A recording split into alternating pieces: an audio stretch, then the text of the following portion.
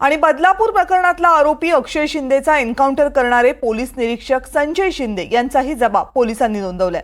हातामध्ये पिस्तूल घेतल्यानंतर कुणालाही सोडणार नाही अशी धमकी अक्षय शिंदेने दिल्याचा दावा संजय शिंदे यांनी केलाय। अक्षय शिंदे आणि पोलीस अधिकारी हे व्हॅनमध्ये समोरासमोर बसले होते। मध्येच अक्षयने वाद घालायला सुरुवात केली। आता मी काय केलं, मला कुठे नेताय असे प्रश्न त्याने पोलिसांना विचारायला सुरुवात केली असा दावा संजय शिंदे यांनी केलाय। पोलिसांनी आधी अक्षयला समजावण्याचा प्रयत्न केला, पण त्याने काहीही ऐकलं नाही आणि एपीआय मोरे यांच्या कमरेला असलेली पिस्तूल हिसकावून घेण्याचा प्रयत्न केला।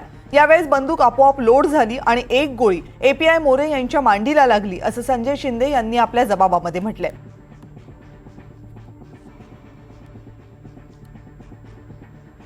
संजय शिंदे यांच्यावरही अनेक आरोप करण्यात येत आहेत। संजय शिंदे नेमके कोण आहेत त्याबद्दलची ही माहिती आपण पाहतोय। हत्येचा आरोप असलेला विजय पलांडे याला मदत केलेली आहे पळून जाण्यासाठी असा आरोप संजय शिंदे यांच्यावर आहे। पलांडे फरार झाल्यानंतर संजय शिंदेचं निलंबन करण्यात आलं होतं। प्रदीप शर्मा यांच्यासोबत संजय शिंदे यांनी काम केलं या अगोदर